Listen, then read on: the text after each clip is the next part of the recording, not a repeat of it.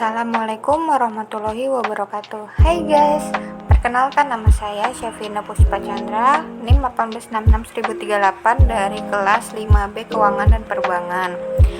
Hari ini kita akan melanjutkan bab 4, hukum perbankan. Apa sih hukum perbankan itu? See you next video.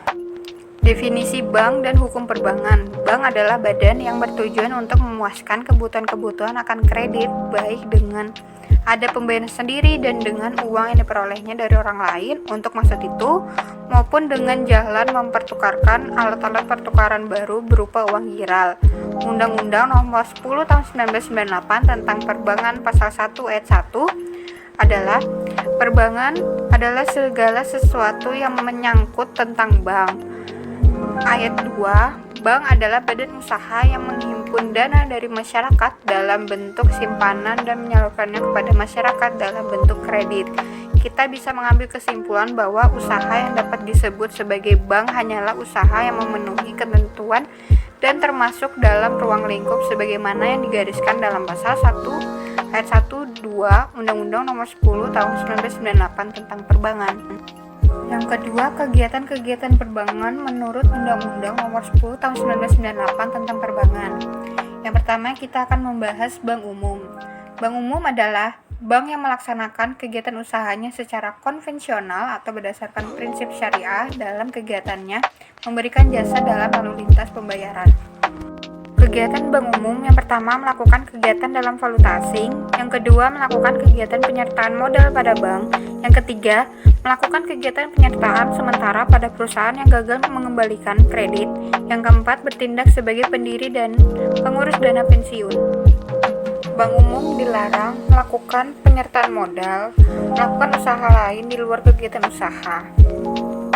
Bentuk hukum bank umum dalam pasal 21 Undang-Undang Perbankan. Yang pertama, bentuk hukum suatu bank umum dapat berupa salah satu dari perseroan terbatas, koperasi, perusahaan daerah.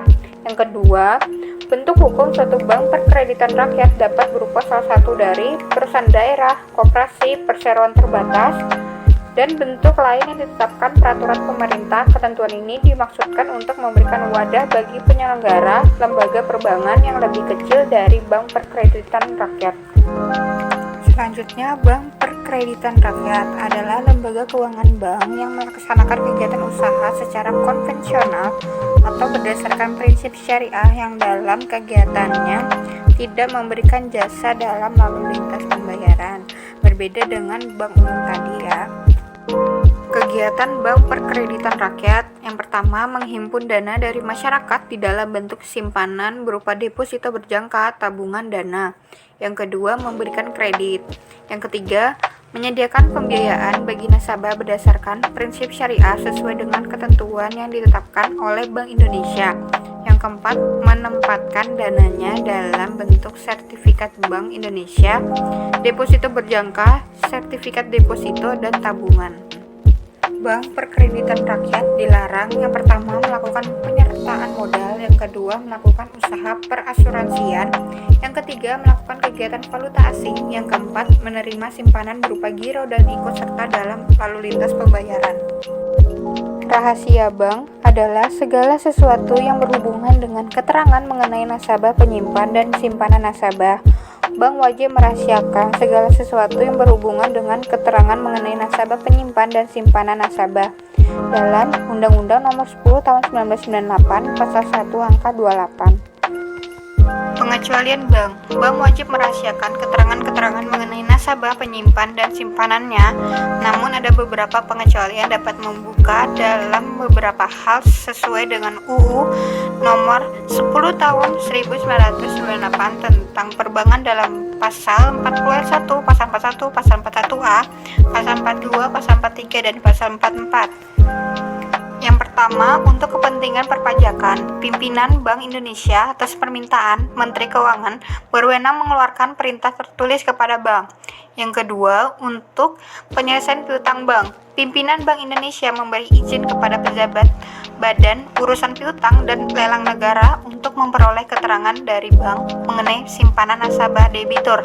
Yang ketiga, untuk kepentingan peradilan dalam pidana, pimpinan Bank Indonesia dapat memberikan izin kepada polisi, jaksa, atau hakim untuk memperoleh keterangan dari bank mengenai simpanan tersangka pada bank.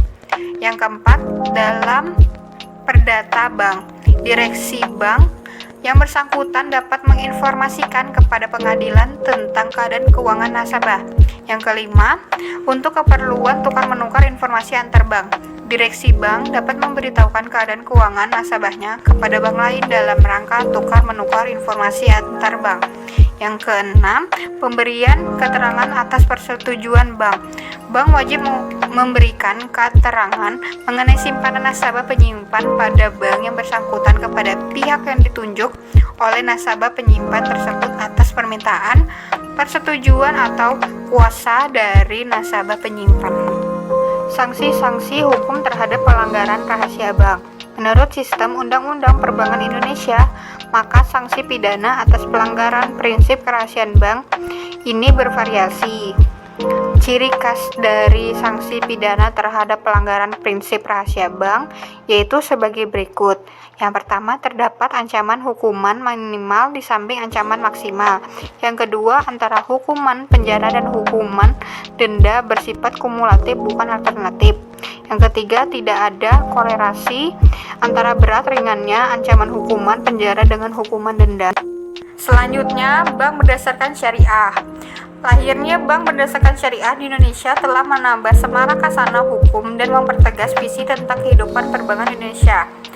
Betapa tidak, karena sebagian besar bank Indonesia beragama Islam, sehingga kehadiran bank berdasarkan syariah yang notabene dilandasi unsur-unsur syariat Islam tentu benar-benar seperti gayung bersambut. Prinsip bank syariah adalah bagi hasil. Menurut penjelasan resmi, Pasal 1 ayat 1 dari Peraturan Pemerintah Nomor 72 Tahun 1992 adalah prinsip muamalat berdasarkan kepada syariat Islam dalam melakukan kegiatan usaha bank tersebut. Yang kedua, dasar hukum bank berdasarkan syariah. Yang pertama, dasar hukum bank berupa peraturan perbankan. Kegiatan pembiayaan bagi hasil tersebut kemudian diperluas dengan ketentuan dalam Undang-Undang Perbankan Nomor 10 Tahun 1998 yang memperluas menjadi kegiatan apapun dari bank berdasarkan syariat yang ditetapkan oleh BI. Yang kedua, dasar hukum berupa perjanjian. Sebagaimana diketahui bahwa kebanyakan transaksi antara nasabah dengan bank sebelumnya didahului oleh adanya perjanjian antara bank dengan nasabah yang bersangkutan, maka konsekuensinya ketentuan-ketentuan hukum perjanjian yang bersumber dari buku ketiga KUA Perdata Indonesia berlaku juga terhadap transaksi-transaksi perbankan syariah. Yang ketiga, dasar hukum berupa syariat Islam. Prinsip-prinsipnya ada 5. Yang pertama, pembiayaan yang berdasarkan prinsip bagi hasil atau mudharabah. Yang kedua, pembiayaan yang berdasarkan prinsip penyertaan modal atau musyarakah. Yang ketiga, prinsip jual beli barang dengan memperoleh keuntungan atau murabaha. Yang keempat, pembiayaan barang modal berdasarkan prinsip sewa murni tanpa pilihan atau ijarah. Yang kelima, prinsip pemindahan kepemilikan atas barang yang disewa dari pihak bank oleh pihak lain atau ijarah wa iktina.